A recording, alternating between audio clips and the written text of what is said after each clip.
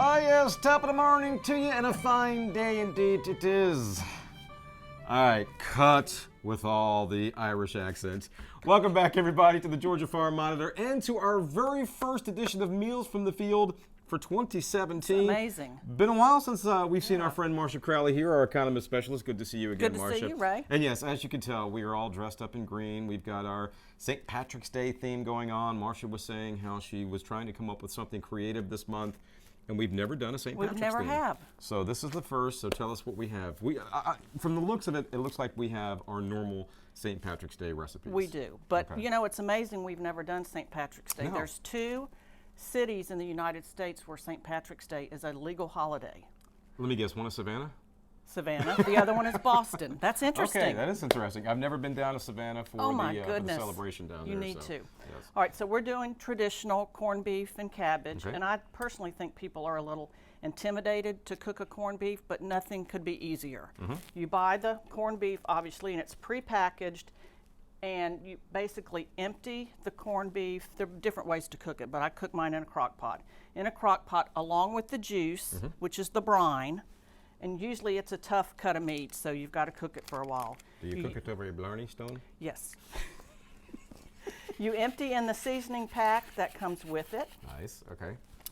And then I'm adding water here, but if I were at home, I would add beer. Okay. Is it Irish spring water? Yes, it's Irish spring water.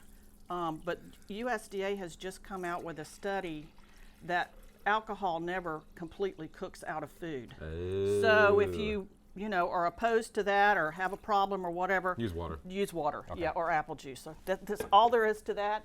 Put it on the lid on it, and you're going to simmer it for 8 to 10 hours until it's tender. No, I do have to say, of course, even though the last name D'Alessio, I do come from a family of Irishmen, and they would rather prefer their beer, with yes. Hey, everybody's Irish on St. Patrick's Day, right? When this is almost done, or when it is done, you would lift the lid and add cabbage wedges. Cabbage wedges, Yes, okay. but I cook the potatoes separately in the oven myself. Okay, then we've got here another traditional St. Patrick's Day dish, which is corned beef hash, and it's a great use for leftover corned beef. You could also make a Reuben sandwich with it. Nice, which I like. All right, we're going to pretend that is hot, but this is a cup of onion. You can also use your leftover potatoes. You're going to add that to this frying pan. And like I said, that should be hotter if you were doing this at home.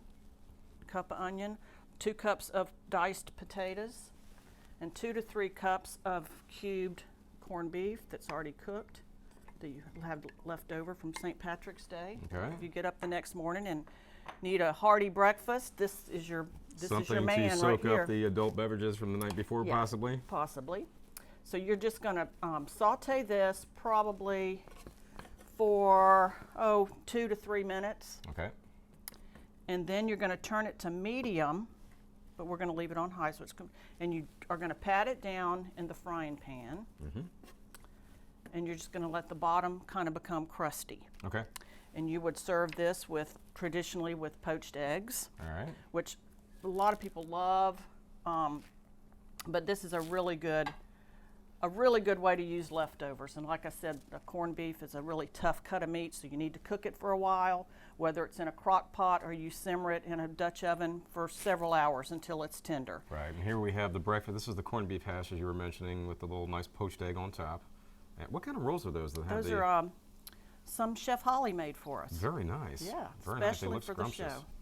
So there is your corned beef hash with the, that would be a poached egg. That's a poached egg. Poached egg on top. See, I'm learning. You're learning. I'm learning. And then over here we have The corned beef also, I forgot to mention, what I do is I make a glaze once it's done. Okay. Equal parts of brown sugar and spicy brown mustard, and you just glaze the top of that corned beef when it's done, put it in the oven and let it bake for a few more minutes. Whoops. And you just put any particular type of mustard, or Spicy brown. spicy brown mustard? Okay. And so that's what the glaze is on there. And you Okay. serve it with carrots, cabbage, and the new potatoes. And there you have it. And you may have said this, but I got so excited. How long do you put the, that's actually in your crock pot. Yep. And then the potatoes, I mean, do you cook all those separately? Or? You would cook it all separately, Separately. yes. Okay. Yes, but you would put the corned beef back in the oven for maybe 5-10 minutes with the glaze over it, just to. But what do I know? That's why every month I go online to gfb.org/recipes. How about that for a transition? Very good. Yeah, folks, again, you can go online, find all these recipes on gfb.org/recipes. Like I said, everything is there for you in detail. If I can do it, you could easily do it. Marcia? Happy St. Patrick's Happy Day. St. Patrick's Day. Good to see you again. to see Thanks for you. playing along. Great spread here. And folks, we will see you again next month.